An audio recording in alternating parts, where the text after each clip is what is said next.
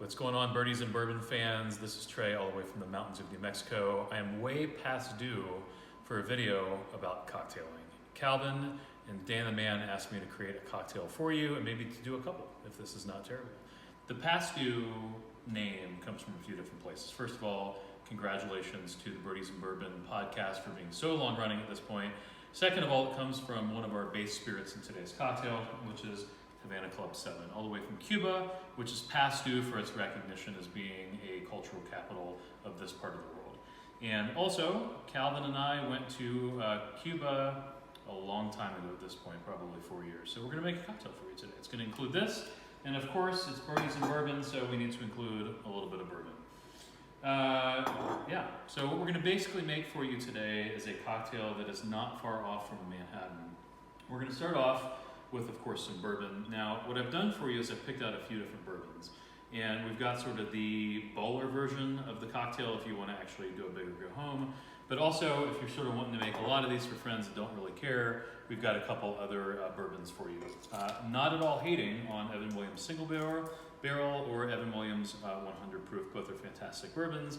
Both are also a little bit cheaper, possibly a little bit easier to find. So feel free to use whatever you want, but all of these I think will make fantastic cocktails. So first of all, we're going to start off with Old Forester 1920. I'll let Calvin and Dan the Man tell you a little bit about the Old Forester series of the antique. I don't know what actually the series is called, but they have a bunch of years on them that refer back to bourbons that Old Forester used to make, or old recipes or something. Anyway, we're going to go 1.25 ounces of bourbon. Now, the reason that I picked Old Forester 1920, and also the reason that I picked out the other bourbons, is that we're going for an overproof bourbon. And what we mean by that, of course, is more than 40%, preferably 50% or higher. The 1920 is ringing in at 57.5%. And the reason we've done that is because we're picking a few other sweet spirits, and we want really for the bourbon to punch through. So Havana Club is going to be a little bit on the sweeter side, even though it's an aged 7-year rum. It's going to have a little bit of a sweeter flavor, so we want to make sure that we're picking a bourbon that is overproof so it can stand up to the sweetness that's going on with that. So Havana 7, you can't find it in the US, but I have picked out this, which you can find in the US. If you can't get down to Havana or to Mexico and pick up this Brugal Extra Viejo is actually a fantastic rum that's actually pretty similar to Havana Club in some ways, and actually has a bottle that looks not probably coincidentally unlike the old Havana Club bottles. So if you can't find Havana Club 7, check out this Brugal.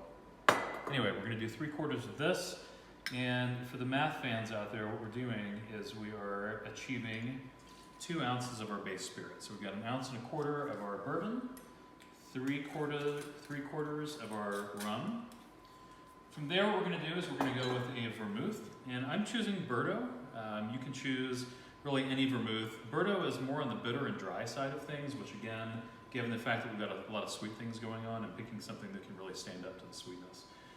So of course, Bordeaux still has sweetness to it because it is a vermouth, but I am going to go with a 1/2 ounce of Bordeaux. If you want to use another vermouth, feel free, of course. I'm going to add 1/4 ounce of Sfumato Amaro. This is an Amaro. This is pretty commonly found, which is why I picked it out. If you can't find this, Zucca is a similar substitute, but it is a sort of smokier rhubarb-based Amaro, and it's going to give it just a little bit of a background smoke. And I'm only adding 1/4 ounce of this. So again, for the math fans out there, we've got 2 ounces of base spirit, 1/2 ounce of our vermouth, and 1/4 ounce of our Amaro Sfumato.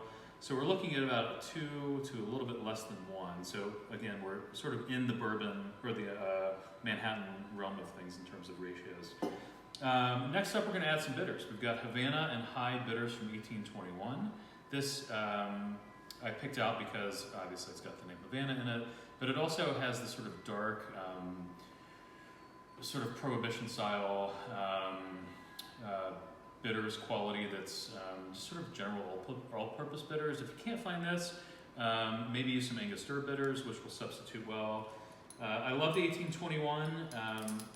I tend to add a little bit more of the 1821 than Angostura or some of the other bitters, so I'm going to go ahead and add 8 drops. 1, 2, 3, 4, 5, 6, 7, 8 of this, and that's going to complete what we have in our spirits.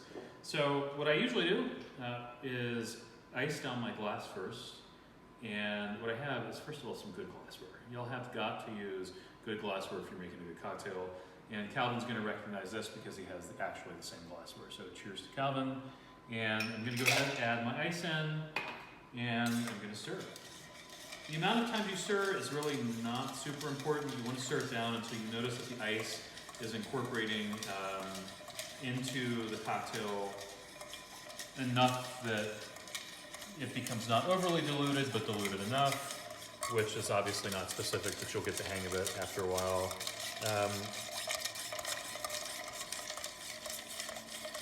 I actually usually count to about 40 or 50 stirs, just because that helps me to not lose track. But you'll get the hang of it over time. What I'm going to do here is add one more thing, and I've got actually in the little spray bottle or spritzel bottle a little bit of Lagavulin 16 Scotch, which is a smokier Scotch. What I'm going to do here is I'm going to actually give this 2 spritzes into this glass here. And if you want to, you can actually spritz the side of it so that when you pick up your glass and you drink the cocktail, the oils from the alcohol will actually get in your hand and still provide an aroma after it's already been incorporated into the regular cocktail. This is going to give it just a little bit of a smoky edge to it to complement this smoky Amaro that we've got going on here. So I'm going to go ahead and take this. I'm going to go ahead and strain my cocktail into my glass. Now if you want to use a big cube, you're welcome to. You can serve this really any way you want to. You can serve it up, you can serve it. I probably wouldn't do it on the rocks, but if you want to do it on maybe a big cube or something, you can. And then the final piece that I'm going to do is I'm going to take a little bit of orange zest, and I'm going to just express that orange zest over the cocktail, rub the rim of the glass, and cheers to Birdies and Bourbon podcast. Cheers to Calvin and Dan the Man, and hopefully this is the first of many more to come. Cheers.